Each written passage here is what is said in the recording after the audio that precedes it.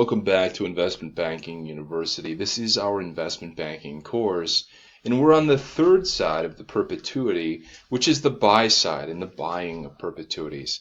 We're discussing right now, in particular, the strategic buyer as opposed to the financial buyer. And a strategic buyer is in fact a corporation.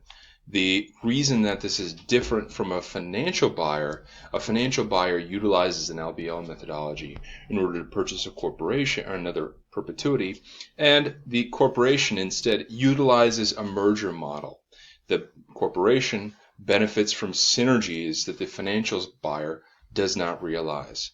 So with each of these strategic buyers, or with each different strategic buyer, though they have different hurdle rates, each perform a merger analysis to determine whether or not to purchase a perpetuity. In terms of a merger analysis, what we're going to be doing is we're going to be locating the financial information. We're going to be building the standalone operating model for the target and acquirer, ourselves, our strategic, our corporation, and then we're going to be inputting a transaction structure and running a merger model with the new structure of the acquisition. Ultimately, we're going to run the merger consequences analysis in terms of accretion dilution, balance sheet effects, and contribution analysis. So moving forward, we're talking about merger modeling right now. So ultimately what the merger modeling looks like is two operating models put together with synergies. And in terms of a negotiation in an M&A process, in terms of trying to acquire a target, we don't want to give away more than 50% of our synergies in a bid. And in terms of accretion, EPS goes up with combined company, or dilution, we want to see the impact of an acquisition on the acquirer's earnings per share, or EPS. And so in terms of an acquisition, is this going to be an offensive play or a defensive play, meaning protecting your market or size? Dilution is pro forma decrease in EPS. And so what causes dilution? Well, a buyer with a higher PE multiple than the target is then accretive as the target is less expensive. If the target has a PE ratio that's or PE metric that is higher than the acquirer, this is always dilutive. So if the premium paid causes the PE of the target to be higher, then it's dilutive. Accretion dilution is always forward-looking, as it takes years to realize and get synergies. In terms of pro forma ownership structure, you want to control at least 50.1% of the company. And pre-tax synergies required to break even are something that we want to keep an eye on and measure. So how much synergies does the acquirer need to have for the transaction to be accretive? What we're ultimately going to be doing in terms of calculating that is we're going to be looking at the difference between the pro forma EPS and the acquirer EPS times the pro forma shares outstanding, all over 1 minus the tax rate. And then we take this number as a percentage of revenue or percentage of EBITDA of the combined company to ultimately measure that. So we want to know, in terms of if we're a strategic buyer, we want to know where our stock's value is going. If it's undervalued, then you don't want to use the stock. If it's overvalued, then you do in fact want to use the stock to fund the transaction.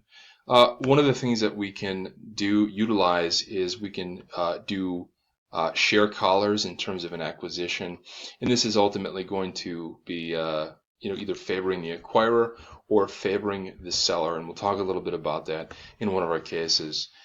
Sensitivity tables, we're going to utilize those to help to structure the deals and negotiations, and the surviving entity is in fact the acquirer.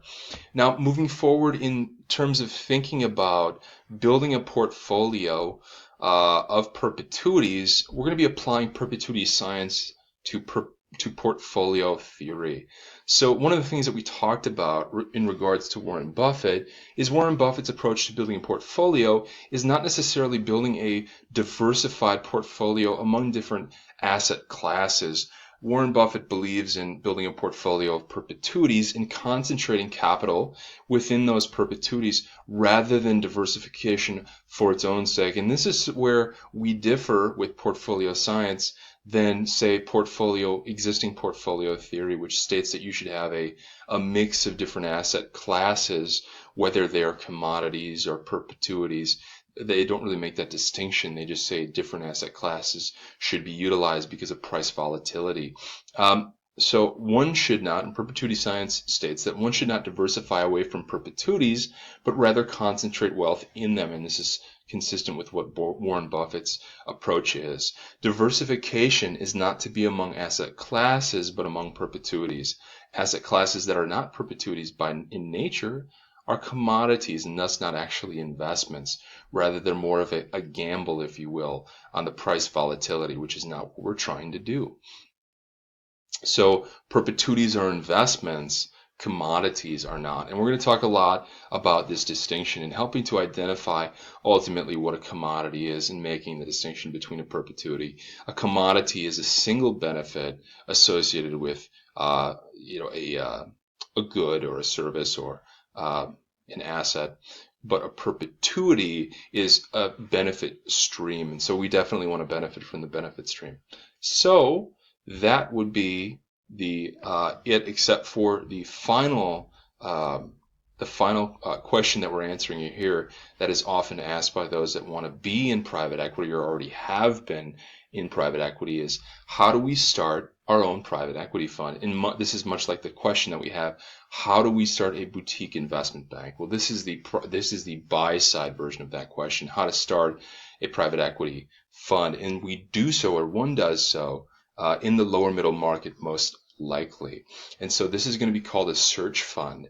And what a search fund does is there are pools of capital that are willing to commit to funding particular acquisitions that meet their target thresholds in terms of hurdle rates.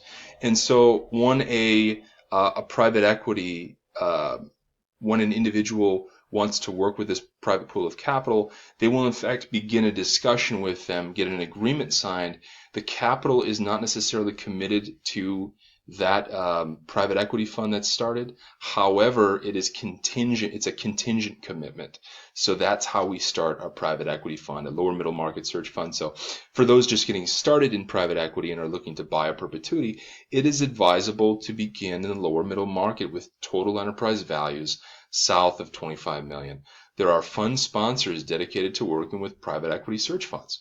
They partner with operators that have access to perpetuities being sold by owners, and the typical structure to this process is to meet with the fund sponsor and demonstrate the capabilities and plan for taking a perpetuity to the next phase.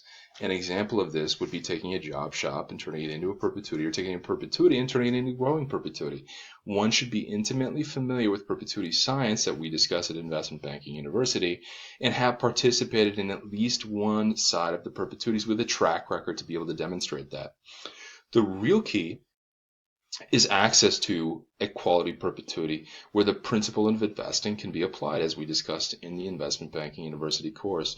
So the first search fund, where the search fund does not commit capital directly, but instead forms an agreement that capital will be supplied, providing that a target meets the hurdle criterion set forth by a fund sponsor. It is the lower middle market private equity search fund's responsibility to find the target and negotiate with the owner. So that's how you get started in private equity with your own fund. And we're going to get into a case of doing this later on in the course. So that would be it for this video. We're going to talk about cases in the next video and apply the three sides of the perpetuity to actual cases that we have dealt with AltQuest Group.